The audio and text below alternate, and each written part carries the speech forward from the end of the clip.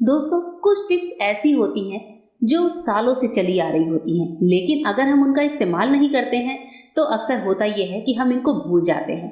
दादी नानी के ज़माने की टिप्स होती है और हमारे बड़े ही काम की होती है। ऐसी ही टिप्स एंड ट्रिक्स की वीडियो लेकर हाजिर हुई हूँ। हमारी आज की जो सबसे पहली टिप है वो मोबाइल के ग्लास की क्लीनिंग को लेकर है। कभी कभी ऐसा होता है, मोबाइल को हम हर जगह इस्तेमाल करते हैं। अगर हम लेडीज़ हैं तो किचन में रखते हैं, तेल मसाले की छींटे पड़ते हैं, या फिर कभी कभी ऐसा होता है कि इसे हम लोग वॉशरूम, टॉयलेट वगैरह में भी लेकर चले जाते हैं। इन पर इतना ज़्यादा हाथ लगता है, इतने जर्म्स होते हैं जो कि नॉर्मल तरीके से क्लीन नहीं होते हैं। इनको आप सैनिटाइजर में टिश्यू डुबाकर अच्छे से क्लीन करिए। सैनिटाइजर जो होता है आजकल हमारे घरों में ऐसे तो आमतौर पर इस्तेमाल नहीं होता है, तो अगर आपके पास सैनिटाइजर है तो आप मोबाइल की क्लीनिंग में इसका इस्तेमाल कर सकते हैं। ये देखिए, टिश्यू पर कितनी ज़्यादा गंदगी आ चुकी है। इसी तरीके से आपके स्पेक्स हों, ग्लास वगैरह हों, उनको भी आप सैनिटाइजर से क्लीन कर सकते हैं। इससे ये जर्म फ्री तो होते ही हैं, साथ ही जो ग्लास होती है उन पर बहुत अच्छी सी चमक आ जाती है। अगर आपके पास एक्सपायरी सैनिटाइजर भी हो तो भी आप उसका इस्तेमाल कर सकते हैं। उसे बिल्कुल भी फेंकिए नहीं, इस तरह से मिरर या ग्लास की क्लीनिंग में आप उसका यूज़ कर सकते हैं। अब बढ़ते हैं नेक्स्ट टिप की तरफ। नेक्स्ट टिप है लहसुन को लेकर। लहसुन जब भी हम लोग हाथों से छिलते हैं, बिना किसी टिप्स एंड ट्रिक के छिलते हैं, तो हमारे थंब में या फिर जो फिंगर हमने लहसुन को छिलने में यूज़ करी हुई होती है, अक्सर नेल्स के नीचे वहाँ पर पेन होता है। अगर आप हाथों से लहसुन छिलते हैं तो आपको भी ये चीज़ फील हुई होगी। मेरे भी थंब में या फिर बाकी एक दो फिंगर्स में लहसुन छिलने के बाद दर्द जरूर होता है। तो जब ये भी दर्द हो, आप लहसुन ज़्यादा छील लें, तो करिए एक काम, गैस को ऑन करिए और एक स्पून लेकर हल्का हल्का सा इसको गर्म कर लीजिए। स्पून को गर्म करके आप अपने थंब वाले जगह पर इस गर्म स्पून से हल्का हल्का सा प्रेस करिए। स्पून को इतना ही गर्म करिए जितनी आपकी फिंगर सह सके। जहाँ जहाँ पर भी दर्द है, गर्म स्पून से सेक करिए। आप देखेंगे कि सेक करते ही करते हमारे जो फिंगर्स में दर्द है, जो पेन हो रहा था लहसुन छिलने की वजह से, वो एकदम गायब सा हो जाता है। तो ये तरीका बड़ा ही कारगर होता है। नेक्स्ट टिप है इयरिंग्स को लेकर। इयरिंग हम सभी पहनते हैं, सभी लेडीज को पसंद होता है। आर्टिफिशियल इयरिंग जो होती हैं, कभी कभी हम उन्हें एक साथ रख देते हैं तो इनके कलर खराब हो जाते हैं, कभी मोतियां निकलने लगती हैं, कभी हम सोचते हैं कि इन्हें कहाँ ऐसे रखें अरेंज करके जिससे ये खराब ना हो। इसके लिए आप ये बबल्स वाली जो पॉलीथीन होती है, अक्सर जब हम लोग ऑनलाइन शॉपिंग करते हैं तो ये हमारी चीज़ों के साथ अच्छे से पैक होकर आता है। बबल्स वाली जो पॉलीथीन होती है, इसमें क्या हमारी कोई भी चीज़ हो बहुत अच्छे से सेफ रहती है। मैं इयरिंग्स को रखने के लिए बबल्स वाली पॉलीथीन लेती हूँ और इसमें अपने इयरिंग्स को सेट करके रखती हूँ। इस तरीके से आप इयरिंग्स के जोड़े को बबल्स वाली पॉलीथीन में टक करते जाइए। अगर पेच वाली इयरिंग है तो आप पीछे पेच भी लगा सकते हैं। मेरे पास ये सारी हुक वाली थी, मैंने हुक वाली लगाई है। इस तरीके से रखकर एक बार आप कवर कर दीजिए और कोई भी पॉलीथीन या जिपलॉक लेकर इसमें डालकर छोड़ दीजिए। अब इसके बाद से इयरिंग खराब भी नहीं होंगी, साथ ही ये सेफ पड़ी होती हैं और टूटती फूटती भी नहीं है। कैसा लगा तरीका जरूर बताइएगा। नेक्स्ट टिप है गैस के चूल्हे को लेकर। जब भी हम खाना बनाते हैं तो गैस चूल्हे पर एक एक्स्ट्रा चिकनाई सी जम जाती है। इस चिकनाई को साफ करने के लिए आप किसी भी तरह के टैल्कम पाउडर का इस्तेमाल कर सकती हैं। गैस के चूल्हे पर जब आपको लगे कि चिकनाई ज़्यादा है तो टैल्कम पाउडर को इस तरीके से छिड़क लीजिए। बिना डिटर्जेंट के ही ड्राई में ही हम इसको बहुत अच्छे से क्लीन कर सकते हैं। पाउडर जब आप अच्छे से छिड़क लीजिए, उसके बाद से कोई सिंपल साफ सूती कपड़ा लीजिए और पाउडर को अच्छे से पहले पूरे चूल्हे पर स्प्रेड कर दीजिए। आप चाहें तो जो बर्नर है उसको हटा सकते हैं और उसके बाद जो है इस पाउडर को स्प्रेड कर दीजिए। पाउडर क्या होगा, वो गैस की जो चिकनाई है उसको सोख लेता है और इसको बहुत अच्छे से क्लीन करता है। पाउडर को लगाकर आप 2-3 मिनट छोड़ दीजिए और उसके बाद से किसी गीले कपड़े से पूरे गैस चूल्हे को अच्छे से वाइप कर दीजिए। उसके बाद आप देखेंगे कि आपका जो गैस चूल्हा है कितना बढ़िया तरीके से चमकता है। बिना किसी डिटर्जेंट के और बिना किसी गर्म पानी के, बिना विनेगर के हम बहुत अच्छे से अपने गैस चूल्हे को क्लीन कर सकते हैं।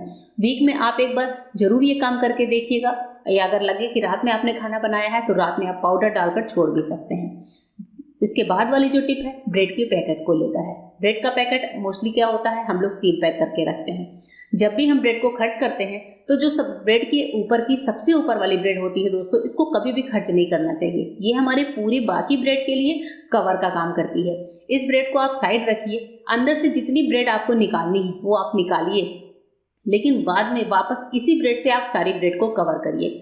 ये ब्रेड ऐसी कवर शील्ड का काम करती है जो बाकी ब्रेड को सेफ रखने का काम करती है। बीच से आपने ब्रेड निकाला लेकिन ऊपर वापस से वही ऊपर वाली ब्रेड रख दीजिए और फिर पैकेट को सील करके फ्रिज में डाल दीजिए। इस तरीके से हमारी जो पूरी ब्रेड का पैकेट है वो जब तक ऊपर वाली ब्रेड है तब तक खराब नहीं होगा।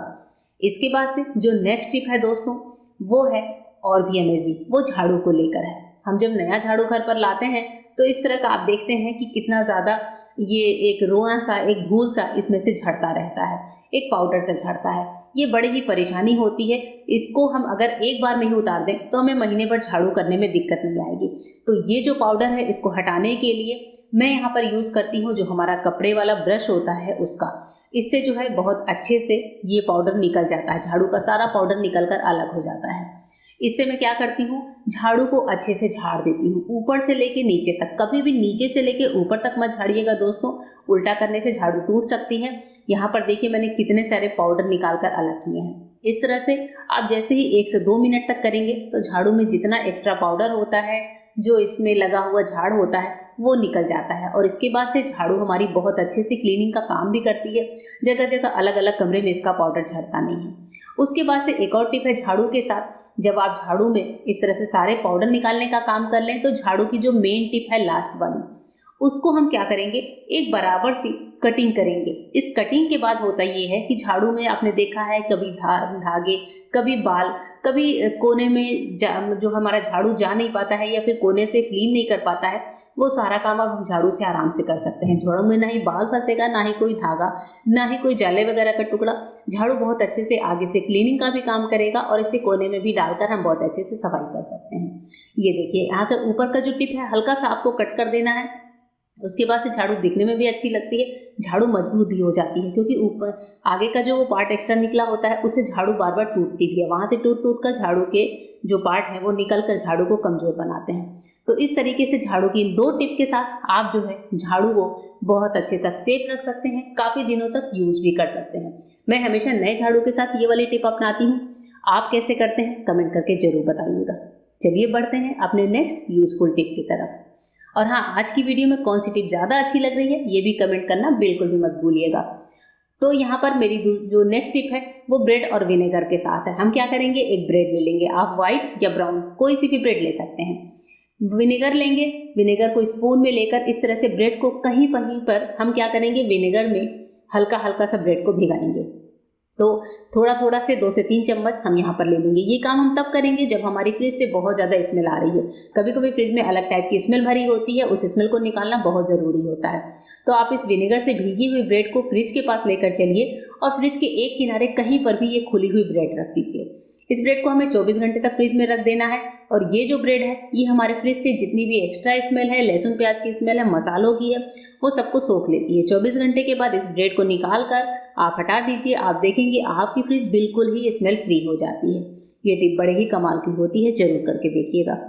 बढ़ते हैं नेक्स्ट टिप की तरफ। नेक्स्ट टिप है पुराने लेगिंग्स को लेकर। हम लेडीज पुराना लेगिंग्स पहनती हैं, लेकिन जो इसके पैरों वाला पार्ट होता है, यहाँ पर जो पतला पार्ट होता है, ये हमारे किसी काम आ सकता है।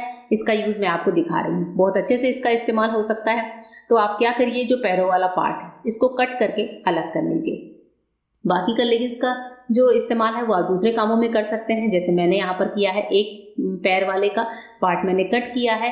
अगर आप जो इस वाइपर से सफाई करते हैं वो छोटा है तो आप ऐसे छोटे पार्ट कर लीजिए। जैसे मैं यहाँ पर आपको छोटे वाइपर के साथ दिखा रही हूँ। दोनों वाइपर की साइड हम क्या करेंगे, इस कपड़े को इस तरीके से पहना देंगे। उसके बाद जैसे मैं किचन स्लैब इस वाइपर से साफ करती हूँ, तो जब भी मेरी किचन स्लैब गीली होती है, किचन स्लैब पे मैंने पोछा लगाया हुआ होता है, तो वाइपर से जो मैं पानी को वाइप करती हूँ, तो वहाँ पर मैं ऐसे लेगिंग्स का जो पाया वाला पार्ट होता है उसको पहनाकर यहाँ पर अच्छे से पोछा लगा देती हूँ। देखिए कुछ यूँ इस तरीके से। इससे क्या होता है, ये पानी को सोखता भी है, साथ ही हमारी स्लैब भी एकदम चिकनी हो जाती है, लेगिंग्स का इस्तेमाल भी हो जाता है। तो दोस्तों टिप कैसी लगी जरूर बताइएगा। बढ़ते हैं अपने नेक्स्ट टिप की तरफ। हमारी जो नेक्स्ट टिप है इस तरह के लोहे के स्क्रबर्स को लेकर है। हमारी जो लोहे के स्क्रबर होते हैं बर्तन धुलने में जब हम इस्तेमाल करते हैं, तो ये हमारे हाथों में थोड़ा सा दर्द देने का भी काम करता है, क्योंकि इससे स्किन निकलने का डर होता है।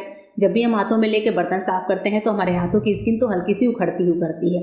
इसके लिए आप जो हैंडी ब्रश होते हैं बर्तन साफ करने के, या जो भी आपने अपने किचन में रखा हुआ है, या फिर कहीं पर भी जहाँ पर आप लोहे के स्क्रबर का इस्तेमाल करना चाहते हैं वहाँ के लिए वो ब्रश हो, उसमें आप इस तरह से स्क्रबर को ऊपर टक कर दीजिए। जो भी ब्रश आपको इस्तेमाल करना हो ऐसे करना है। और उसके बाद से जहाँ की भी सफाई आपको करनी है, चाहे बर्तनों की ही या फिर स्लैब की या फिर फर्श की, इस तरीके से करेंगे तो हमारे स्क्रबर हमारे हाथों को हर्ट भी नहीं करेंगे, हमारे हाथों की स्किन भी नहीं निकलेगी। जिस तरह के ब्रश में चाहिए आप लगाकर इसको इस्तेमाल करिए। इससे आपको स्क्रबर को बार बार हाथ भी नहीं लगाना पड़ेगा और आप अपने किसी भी जगह की क्लीनिंग भी बड़े अच्छे से कर सकते हैं। नेक्स्ट टिप है हमारी इस तरह के ग्रेटर या क्रशर को लेकर। जब भी हम लोग इसका लगातार इस्तेमाल करते हैं, जैसे मैंने भी यहाँ पर चाय में डालने के लिए, अदरक के लिए एक अलग से ये क्रशर रखा हुआ है। ऐसे टाइम पर आप देखते हैं लगातार हम इसको नॉर्मल तरीके से वॉश करके रखते हैं, लेकिन होता ये है कि ये धीरे धीरे यूज़ करते करते बहुत ज़्यादा पीला पड़ने लगता है, इस पर गंदगी जमने से लगती है और होता कुछ नहीं है। अगर हम इसकी क्लीनिंग कर दें तो ये बिल्कुल नया सा हो जाएगा। चलिए आज ऐसे ही एक पीले से अपने क्रशर की क्लीनिंग करते हैं। इसके लिए मैं क्या करती हूँ, यूज़ करती हूँ टोमेटो सॉस का या फिर टोमेटो केचप का। टोमेटो केचप में बेंजोएट होता है जो कि हमारे स्टील के बर्तनों की बहुत अच्छी सी क्लीनिंग करता है। साथ ही इसमें होती है एक अलग सी खटास, जिससे हमारे स्टील के बर्तन या फिर तांबे पीतल के बर्तन बहुत अच्छे से साफ होते हैं।